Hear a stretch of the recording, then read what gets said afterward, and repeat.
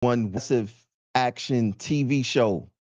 We got a lot of stuff to talk about tonight. We have a lot of stuff to cover tonight. Just in case if you haven't heard, um, Hoku has released her 5-point plan regarding subway safety. Didn't say anything about the buses. Um, we're going to talk about the union, and then they trying to take credit for what's happening with this whole transit safety plan thing. But before we get into any of that, we got some housework to do. So what I need for everyone to do, I need for everyone, you just tuning in right now, make sure that you like this video, like it, whatever platform you on, Twitter, YouTube, Facebook, and we also live now on Instagram, new platform that we live on. Also, as you can see, I have the phone lines are open tonight. So what does that mean? That I want to hear from you guys, right? I want to hear from y'all as far as what we have going on. Now, before I get this popping, y'all know what I'm gonna ask y'all to do. I'm gonna ask y'all to share out the video, um, and put it everywhere that you feel that it needs to be. Put it every place that you feel that it needs to be. We have to get the video out there. Um, so yeah, let's take a couple of seconds and let's do that. Let's get these numbers up. And trust me, trust me, trust me, trust me.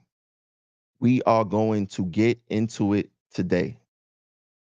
We are definitely going to get into the nitty gritty. We're going to fight back on a lot of these lies that's being said. Because, when things happen, people want to take credit.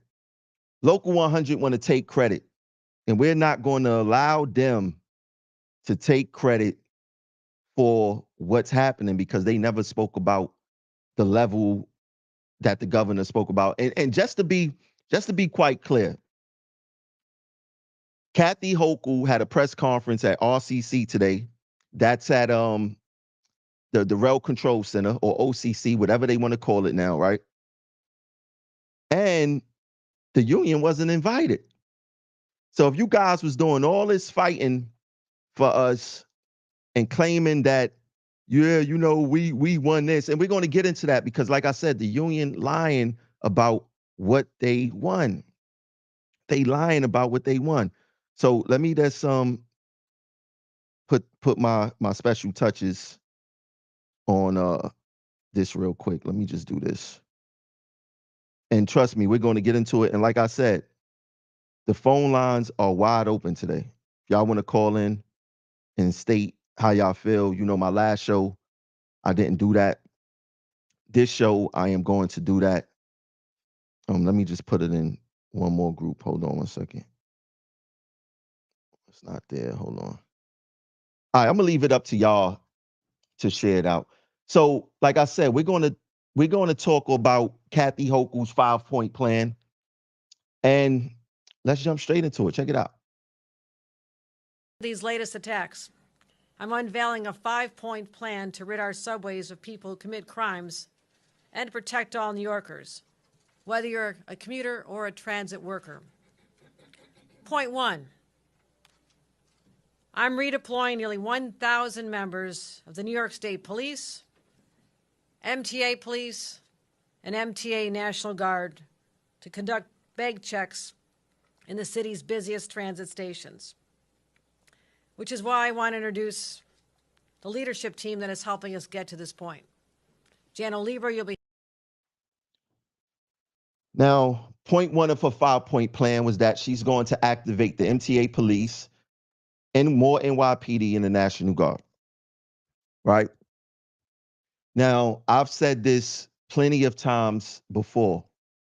I do not care how many police officers, National Guards, or NYPD that they put in the system. If these officers are not deployed properly, it does not matter how or how many you deploy inside the system. Um, they have to be deployed strategically in order for us to be safe, for them to deter assaults and other crimes. They must be visibly seen. And she said that she's going to activate them. But once again, if they are not deployed properly, it does not matter how many they deployed. Now, am I happy that they are doing this? Yeah, but I have my concerns. Where these police officers are going to be deployed? Is it going to be mostly in the Black community? Is it going to be based on data and stats of where crimes are happening? Because we already know how the NYPD operate when it comes to deployment and targeting certain communities and neighborhoods, right? Let's get into point 2 of Kathy Hochul's safety plan. Brandish a knife or gun. That's what we're going to do at these checkpoints. Number 2, I'm proposing that we amend New York State laws in this session in a matter of weeks to allow courts to ban anyone from riding the subway or taking a bus who's convicted of a violent crime against another passenger. Now, there's already a similar law in the books intended to protect. Now, I want us to be really, really, really careful with that point, because what it sounds like to me is that they're about to set up a police state 100% in the subways, right? How can they bar people from being inside the subways? How does that work? The only way that can work is if and only if they put facial recognition cameras inside the subways.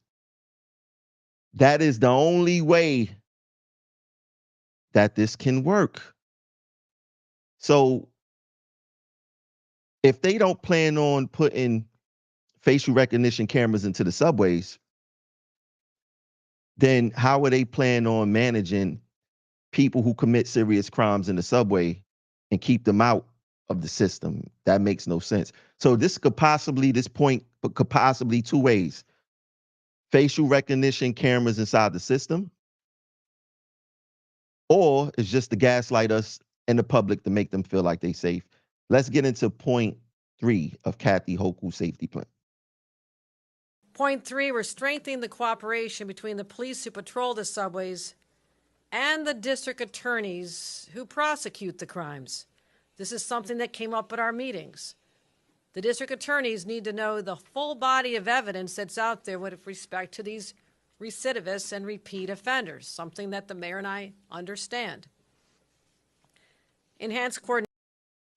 Now, that point right there is a little bit more convoluted. I would like for her to dive a little bit deeper on what she's planning on there. So I'm not going to touch on that too much, but let's get into point 4, because this is the point. Point 4 is very important.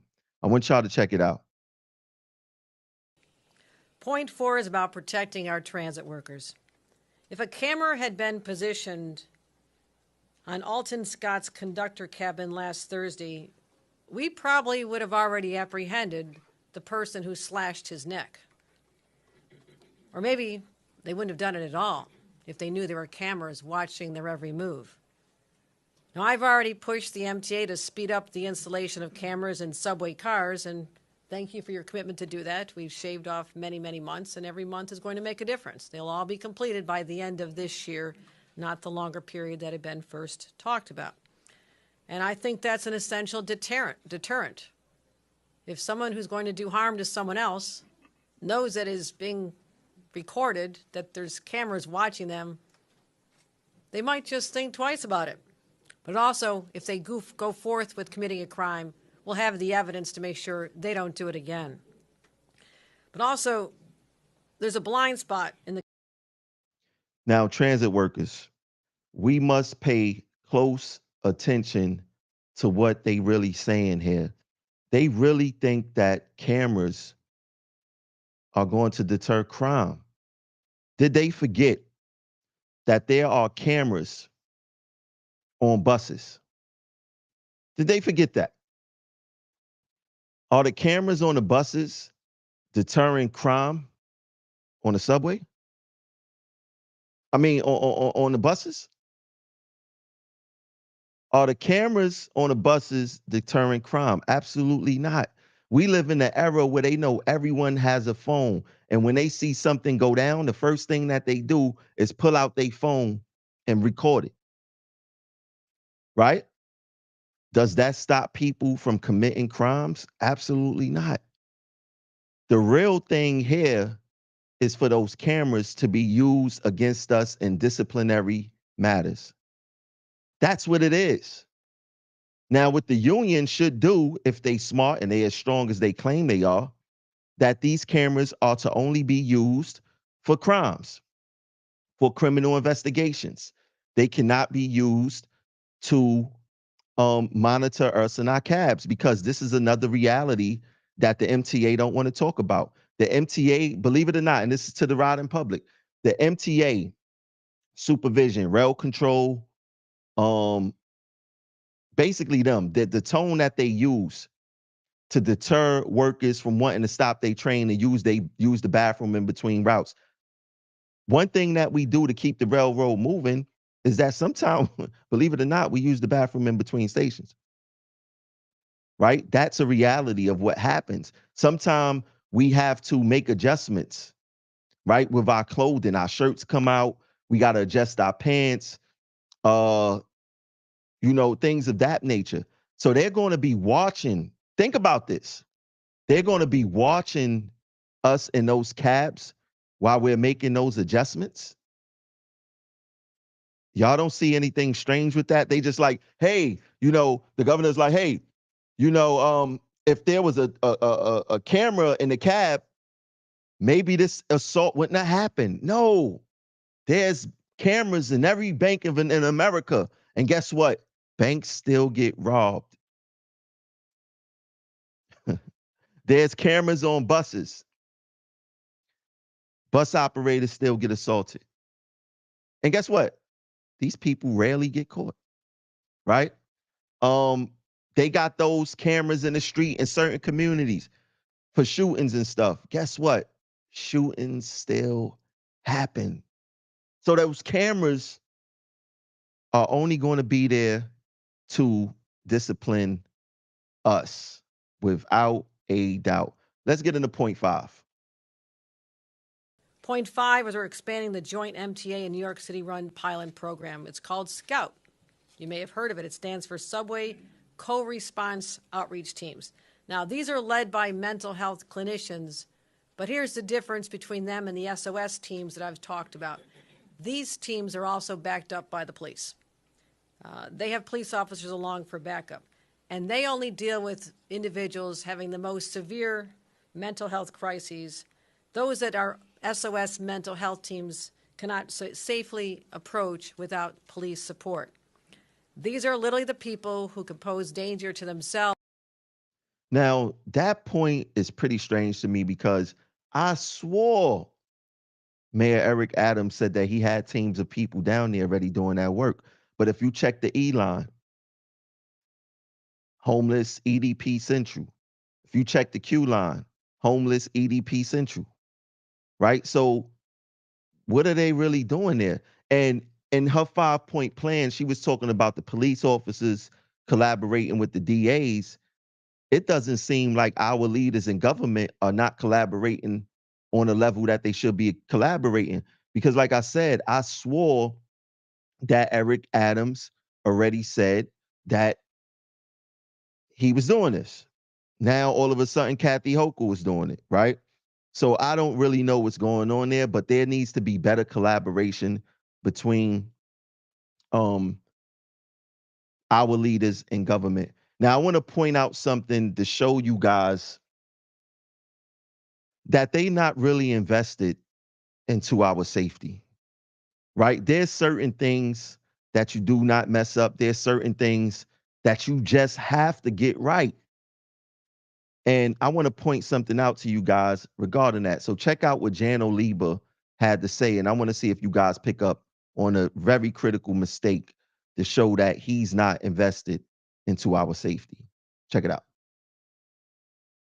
cabs because we must first and foremost address the risk to our brave transit workers. No one should have to go through what Alton Scott went through last year. I also want to emphasize the historic action. Did y'all pick up on that? Did y'all pick up on that? He said that he didn't want transit workers to go through what Alton Scott went through last year. Unless this is the first week of January, how can he mix what happened to Alton Scott less than a week ago to last year?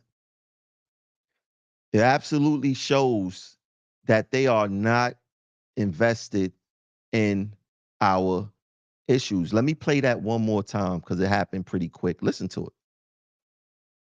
Cabs because we must first and foremost address the risk to our brave transit workers. No one should have to go through what Alton Scott went through last year. I also want to emphasize the historic action. Nobody should have to go through what Alton Scott went through last year. It's absurd and very disrespectful for our chairman, Jan Oliba, to get that mixed up. It's almost a slap in every one of our faces because whoever prepared that statement for him, or maybe he prepared it for himself, he did not do his due diligence to get that critical piece of information correct. Now, if all of these points that I played from Kathy Hochul, the blunder by Jan Oliba, guess who was missing in that press conference? Guess who was missing? You guessed right. Our local 100 leadership. Not one union rep was standing next to Kathy Hochul, Jan Oliba, the National Guard, the MTA police. Not one union rep.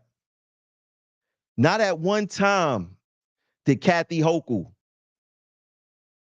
say that she was in talks with our union regarding the safety plan. Nor did she give them credit.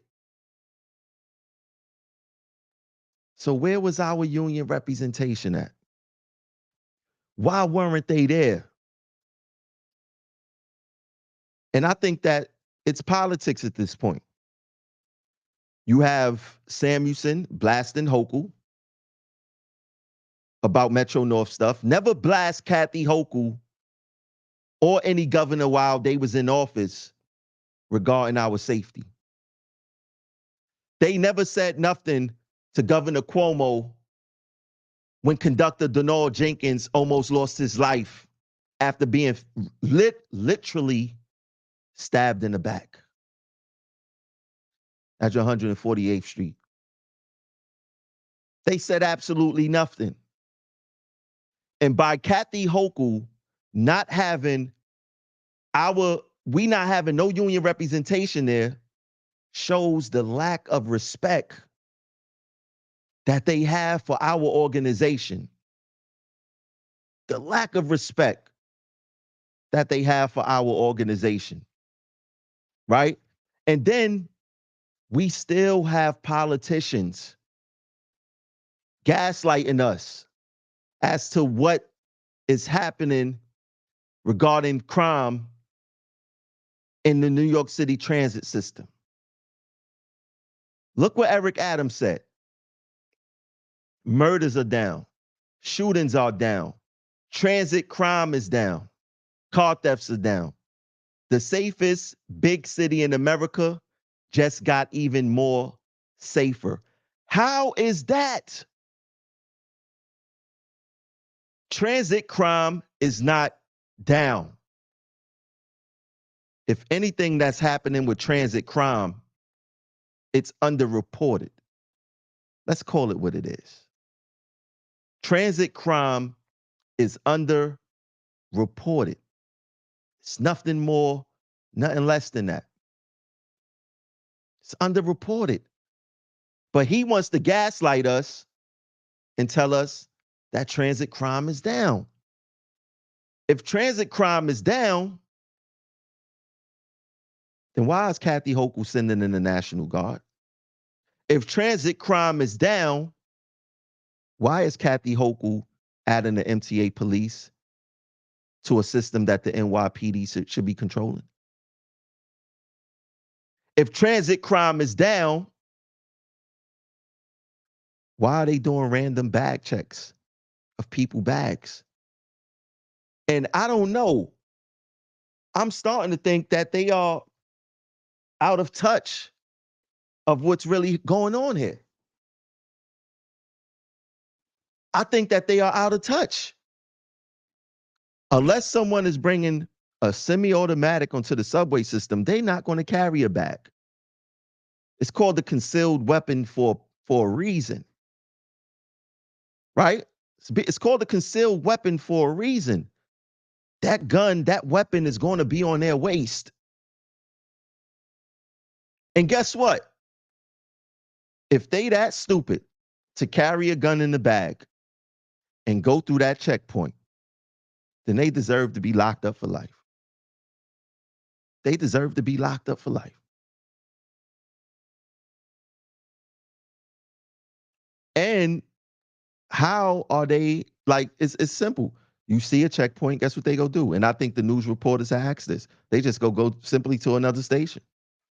You can't checkpoint the whole system. Cannot checkpoint the whole system. I believe that, there's 400 and something stations in New York City Transit, right? There needs to be 2 cops at every station, north and southbound. Bottom line, there needs to be 2 cops at every station. They need to have face-to-face reliefs. They can't just go back to the station and do whatever until the next group of cops come. There needs to be a face-to-face relief. There's gaps in the system. There's poor deployment. They not making no sense what they're doing. You could add the National Guard. You could add the MTA police. You could add the New York Giants. You could add the security from the Barclays Center.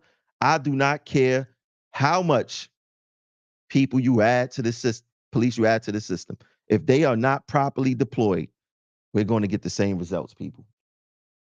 We're going to get the same results. But ironically, they can't miss a moment. Guess who's taking credit for all that happened today? Local 100, Richard Davis. He went and missed the opportunity. Listen to what he said. We fought for safety when the MTA did nothing to protect us.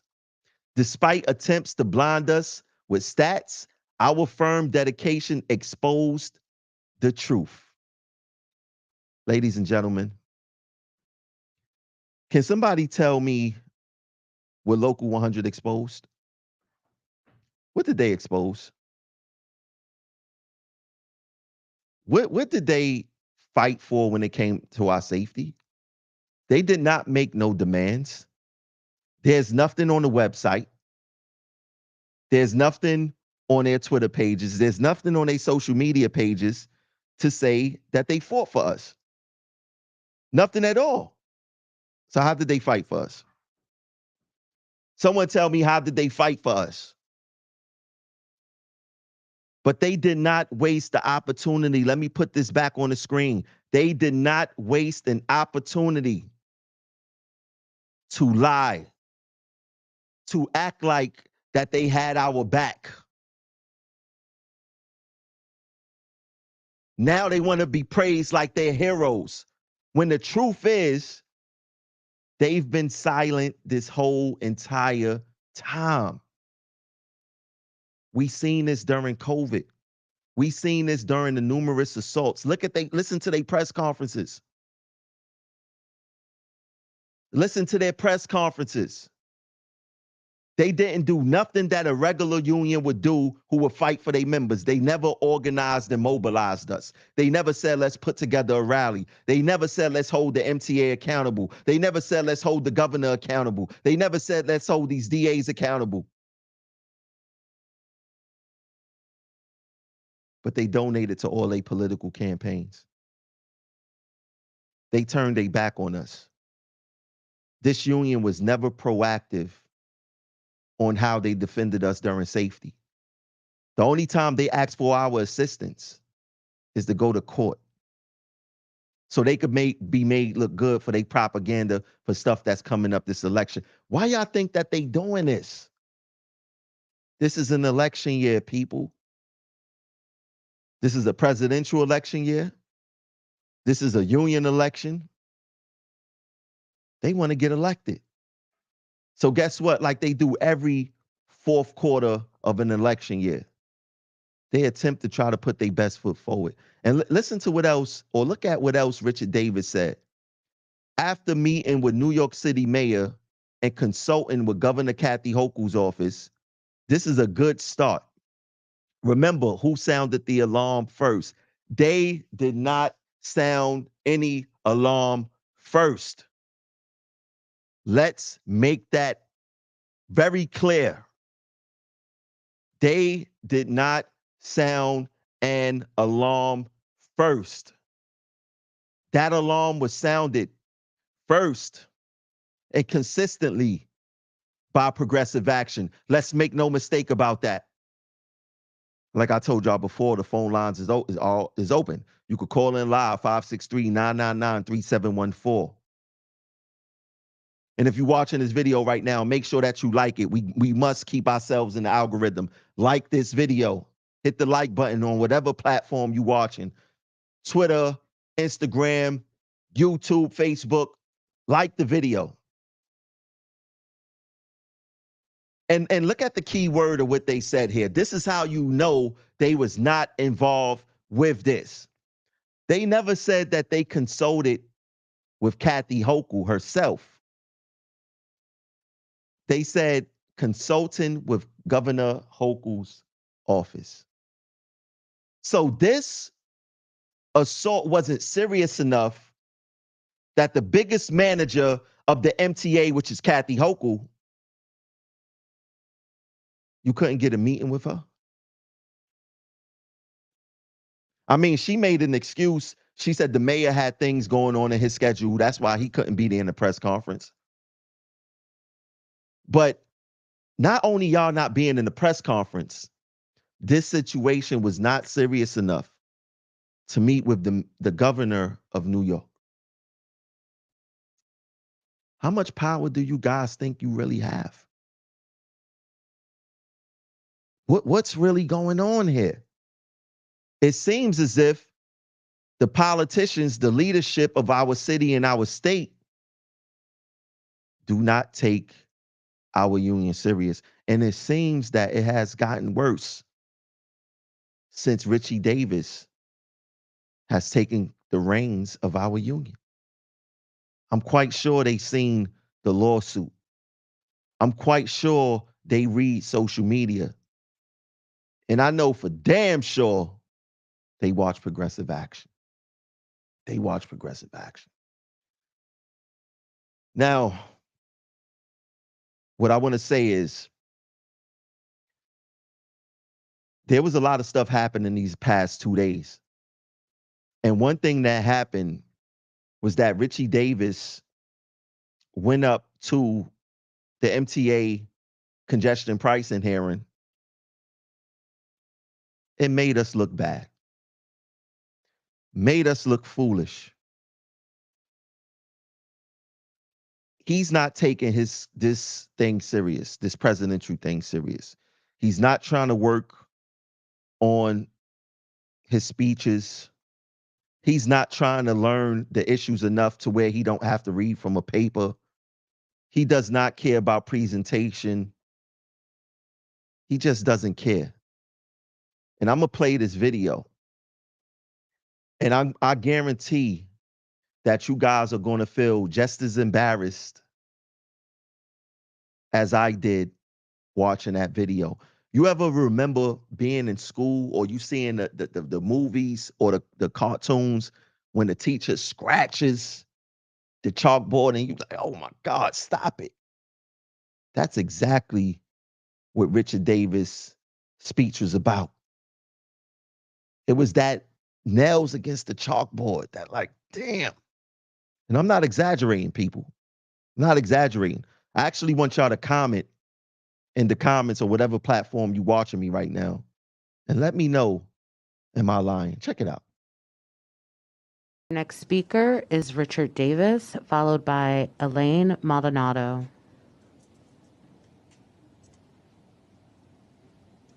Davis, president of the Transport Workers Union Local 100. I'm here to shed light on the flawed approach the MTA has taken with their congestion pricing plan. It's disheartening to witness the MTA rushing headlong into congestion pricing without considering the ramifications. Instead of diligently improving the system with the funds Governor Hochul provided, they're opting to burden toll payers, effectively shirking their responsibilities. Even our own TW President John Samuelson resigned from the TMR board, indicating a lack of foresight within the MTA's decision-making process. By tolling our own workforce, the essential workers who are the backbone of this city transit system, the MTA is essentially milking the cow before even it's fed. And safety should be the paramount. Yet the MTA is proceeding with congestion pricing without ensuring the public overall safety. Emergency preparedness is crucial, yet imposing additional financial burdens on essential workers during a time of crisis is counterproductive. Before even considering congestion pricing, there must be a comprehensive and reliable public transit system in a place to accommodate increased ridership. Rushing into this without adequate alternatives for commuters could disproportionately impact certain communities. And that's because you're not increasing the service while adding the money. We need more transit service to persuade more New Yorkers to use the system. That's the bottom line. I urge the MTA to reassess their priorities and focus on fulfilling their obligations with the resource they currently have. We need a safer, including flexibility in pricing for essential transit workers when coming to work. And again, safety is paramount. You have to make the system safe and also increase the ridership, increase the bus and subway service to the public, which you're not doing. Our next speaker. Lord bless his soul. Lord bless his soul. What the hell was that? And I want to show you guys, we must pay attention to what's really happening here. Management is not respecting Richard Davis. Now, I can understand the FDNY going up there. I can understand NYPD, sanitation, school teachers. I can understand them going to that public hearing regarding congestion pricing in the MTA. But why is our president there when he has a direct line to Jan Oliba? Why is he embarrassing us, making speeches, not knowing what he's reading on the paper, not speaking confidently, looking at the paper more than making eye contact with the people you're trying to connect with? And if you pay attention, whenever Richard Davis is supposed to advocate for us somewhere in the public, and whether it's in front of politicians or it's in front of the MTA, his voice get hoarse. And the reason for that is he's nervous. He's scared. You're the president of a union, sir. Why are you afraid to address people who's literally on your level? Why are you afraid of that? That was 100% embarrassing. Because guess what? Unlike FDNY, unlike sanitation, unlike NYPD, unlike the UFT, you had the opportunity to solidify congestion pricing in our contract, an exemption for it in our contract. And you failed to do that. You had the opportunity to get something regarding safety for us in the contract. You failed to do that. During your coming out party, your coming out fundraiser in which you invited supervisors and managers to, you said, oh, I'm going to do this for MTA Bus. Sir, you just negotiated a contract and you did jack for the people in MTA Bus. You did not do anything for them. But you want people to want to vote for you this election where you're not even taking your job serious? You're not trying to work on your speeches. You're not trying to learn the issues so you would not have to read from a piece of paper. You consistently get in front of these people and show your lowest self. Poor representation. I had personal friends that was at that meeting that said, oh, Utano and Richie Davis came in. You're not keeping yourself even within good company to advise you on how to speak better, because Utano was a bad speaker himself. But since he's your best friend, he's your bestie, retired and still getting a check with the union, you're keeping him around. And it's not making us a day better. You're not putting us in a better predicament because you're not working on your craft. And Richie, you know that time that we met, I said I would be willing to help you master your craft as far as speaking in front of the people, because you know that you're a wrecking ball when it comes to that. But then you decided at the mass membership meeting to read a personal text message that I sent you, and I still didn't read the personal text messages that you sent me. Right? You did that. You did that. But you had the opportunity to do something for this membership regarding congestion pricing at the contract table, and you failed to do it. You failed to do it.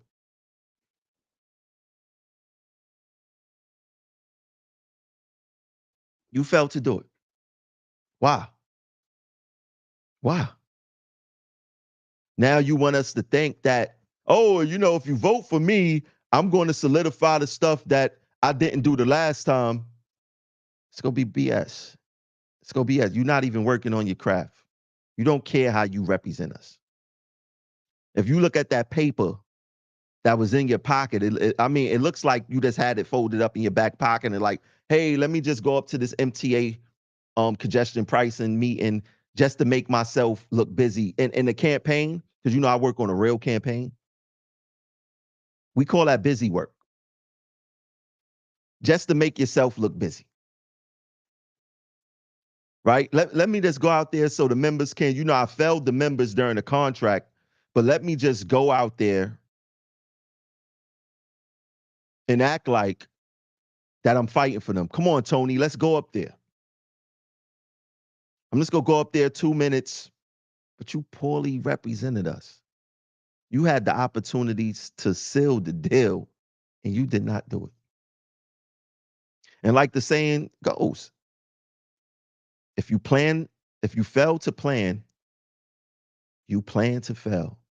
And every time I turn, this union administration is ill prepared for every type of fight that we are in. We seen it during the pandemic. We see it during these assaults. We see it during discipline. We see it during the bus redesign. We see it during congestion pricing.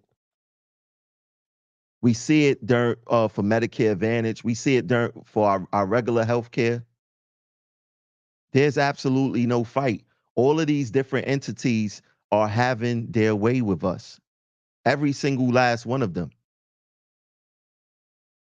And the only pushback that's happening is when progressive action goes out there. Because you want to know what? I'm written up right now for exposing safety. The Transit Authority have discipline charges against me for exposing safety. Want to know why? You want to know why? Because if our union administration was doing the work, there wouldn't be no need for me to put my career on the line because they got carte blanche to do it. I got to put my career on the line because our union administration, the Stand United, AKA members first administration is failing to do their job. We are frustrated. We are tired of being punching bags. We are tired of being disrespected.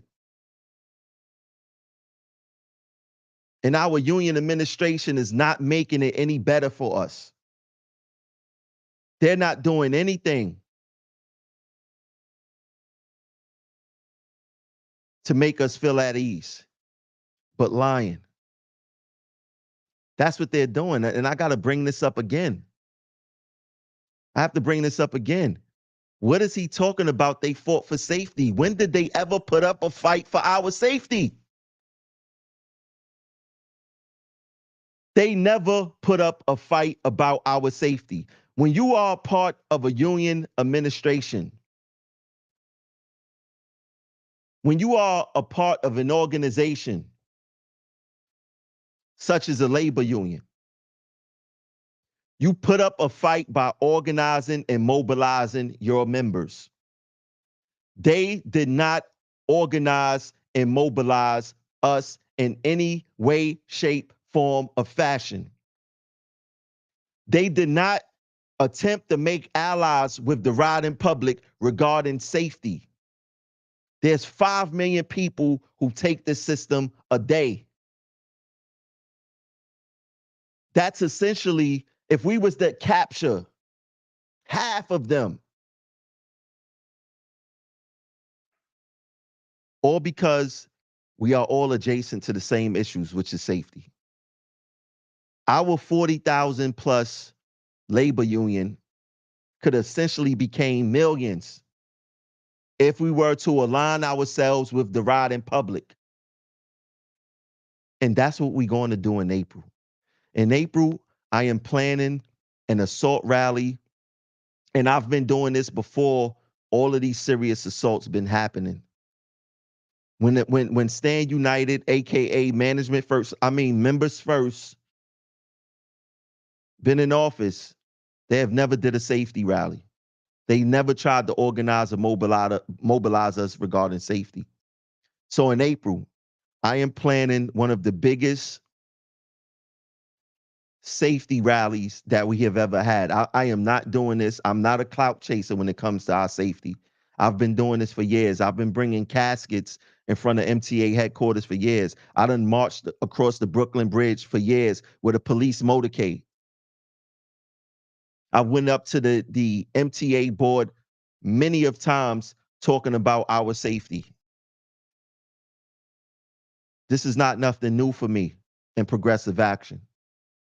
So within the next week, we're going to be making an announcement. We're going to be releasing a flyer, and we want all hands on deck when it comes to this rally, because it could be Mr. Scott today and me tomorrow. It was Denard Jenkins back in 2019, and it's Alton Scott in 2024. At any given time, we can be a victim of an assault. At any given time. I'm sorry I missed the call. Apologize. You want to call in, you could call in 563-999-3714. But at any given time, it could be us with our necks, our heads almost decapitated from our shoulders. It could be us. It could be us with a knife in the back. An injury to one is an injury to all. And we must stick together. There's no way around that. We must stick together at all costs. Now, what I need for everyone to do, we got to continue to break the algorithm. I need everyone to like this video right now. Press the like button. Hit that heart. If you're watching on YouTube, like it. Hit the like button. If you're watching on Twitter right now, please retweet this video, please. If you're watching on Instagram, send it out to your friends. Like the video, please. Facebook, please share this out on your personal page in the groups, wherever you may be, please. We're going to continue to come with this fire. And this would not happen if you guys did not donate to the channel right there. Donate via Cash App, $ Progressive Action 100, $ Progressive Action 100. We're going to need money for flyers. More than likely, we're going to bring out another casket, but we need money to keep this operation going. So make sure that you donate to the channel via Cash App, $ Progressive Action 100. And please make sure that you share out these lives. It's very important because this is the only way. Think about this. We're the only entity in New York City that speaks about transit issues on a consistent basis since 2016. The only entity. We're the only entity that talk about labor issues. We're the only entity that talk about safety on a consistent basis in New York City. There's no other. There's casual people come up, make a live, this and that. We the only ones doing it consistently, and our numbers says a lot. So we definitely need you guys' support. Definitely hit that Cash App, Progressive Action 100. I got to play this video one more time. I have to play this video one more time. Next speaker is Richard Davis, followed by Elaine Maldonado.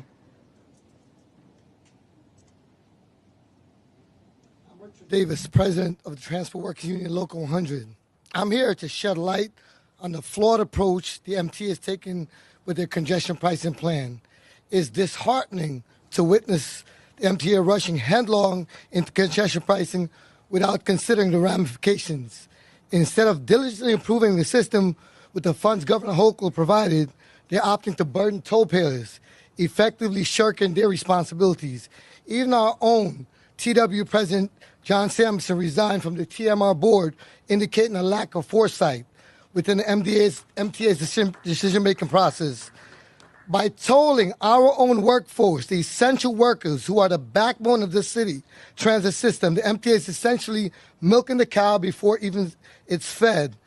And safety should be the paramount. Yet the MTA is proceeding with congestion pricing without ensuring the public overall safety. Emergency preparedness is crucial, yet imposing additional financial burdens on essential workers during a time of crisis is counterproductive. Before even considering congestion pricing, there must be a comprehensive. I can't watch that no more. I can't stomach that no more. I cannot stomach that no more. He said something I forgot to touch on. He said that when Samuelson resigned, he was on the board for the congestion pricing, right? When Samuelson resigned, he resigned because it showed that we didn't have no exemption. And guess what? Our own union administration was for congestion pricing when it was first offered. They thought the MTA was going to increase service. They thought it would have been more money for our contracts. The MTA get nearly $20 million a year from the federal government. I mean, 20 billion. Let me rewind that back, because we need to be exact here. $20 billion from the federal government. Can somebody tell me what an extra $1 billion is going to do besides them waste it? That's one thing that the MTA is very efficient in, and that is wasting money. Money thrown away. That's what the MTA stands for. Money thrown away. That's what their genius is at. That's where they shine at. No other place. That's where they shine at, no other place. They are geniuses at wasting money. And Samuelson quit on us. He took his ball and he went home. You ever had that guy, you ever played basketball back in the day and the person who didn't get picked, it was their basketball? And they was like, yo, I'm taking my basketball and going home because I ain't get picked all day. That's what John Samuelson did. In my community, we recognize that as a sucker and a failure, a quitter. Samuelson quit on us. He took his ball and went home because they wouldn't play nice. Instead of him organizing the members of Local 100 and organizing the international union, he just said, I quit. And for those who don't know, John Samuelson is the international president of Transport Workers Union. When it's time for them to go to Miami for some BS, they organize and mobilize. They handing out bread. They handing out food. When it's time for them to go to Chicago, they holding up signs talking about we stand with these people. When it's time for them to go to Texas, they holding up signs saying we stand with these people. When the hell you ever heard them say we standing with the members of Local 100? When have you ever heard that? These guys are out of control, and they will pull every tactic that they could pull to fool us. And like I said, nothing has changed. This platform is wide open if they want to have a discussion, but you know what they resort to? Fake pages. I guarantee you right now, and I haven't even checked this, look at the comments of what's going on the different platform. I guarantee you, because the heat is on them. The heat is on them right now. We got them under fire. We got them under pressure. I guarantee you they got some fake pages up under the comments talking crazy. I guarantee you on at least one of these platforms, they got a fake profile saying probably some BS, as always. They are scared, they afraid to stand on business. Why are they afraid to stand on business? I mean, if I'm wrong, come onto the platform. The platform is wide open. We got the technology to have a coherent conversation on whether you want to frame it as misunderstandings, me giving false information, whatever you want to classify it as. Come on the platform. Come on the platform and let's discuss our disagreements. And that goes for any union rep. Any union rep. I want to bring something up. Let me see if I can find this thing. Oh man, I don't have it here. Let me see. Let me find it, because I have to make, we have to make sense of what's really going on here. I just want to point out something. Let me bring this back up. All right, let me do that. Let me do this. I'm gonna show you guys how BS they are. How they trying to, play us for fools. I want to show you how they trying to play us for fools.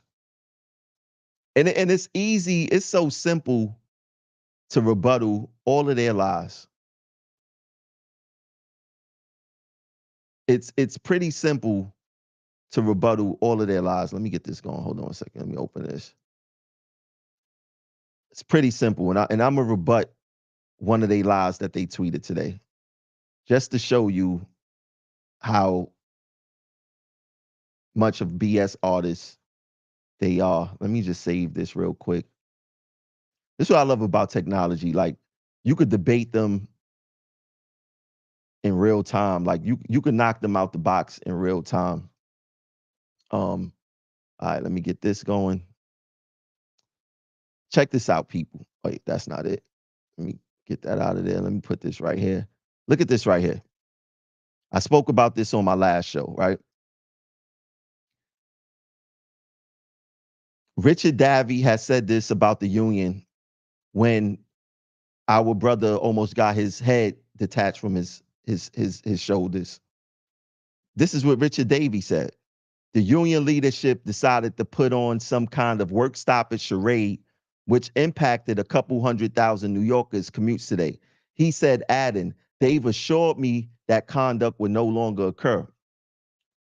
They've assured me that conduct will no longer occur. How he go from that? Don't want to address that. But then as soon as Hoku come out with her plan, he go say we fought for safety when the MTA did nothing to protect us, despite attempts to blind us with stats. Our firm dedication exposed the truth. No, Richard Davies said you've assured him that conduct would no longer occur. So how you go from that conduct would no longer occur, then as soon as Hoku exposed what her 5-point plan is, when y'all wasn't even invited to the press conference, when you admitted in a tweet, let me bring up the tweet. When you admitted in the tweet today that you never spoke to Hoku directly, you spoke to her office. How did y'all make so much leeway being in the back when y'all should be in the front? How does that happen? Ladies and gentlemen, they taking us as a fool.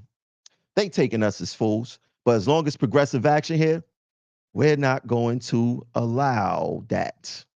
So like I said, I need for everyone to share out the live. Please like the video. If you're watching on YouTube, please like the video. Our numbers have been phenomenal on YouTube. Our numbers today are phenomenal on Twitter. They are phenomenal on Instagram. Facebook, I don't know what's going on with Facebook, but we gotta get these Facebook numbers up.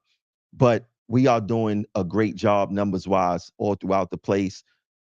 Please make sure that you hit the Cash App, $ Progressive Action 100. And we will be back in a couple of days or as needed for the next show. I'll catch you guys later. Share, like, subscribe. Oh, before I go, nobody don't move. Nobody get hurt. Stay right here for a second. I need you guys to subscribe to the channel on YouTube. There's a lot of people that's watching these videos and they are not subscribers of the channel. Please subscribe to the channel. Also, please join the channel. If you're watching from your computer, there's a join button for Progressive Action. Please join the channel. It is only 99 cents to join the channel, but for sure, please subscribe to our channel. It costs you nothing to subscribe. To subscribe, it's free. If you're watching, wherever you're watching, please subscribe or follow our channels. And once again, hit that Cash App, $ Progressive Action 100. Thanks for tuning in. I'll catch you guys later.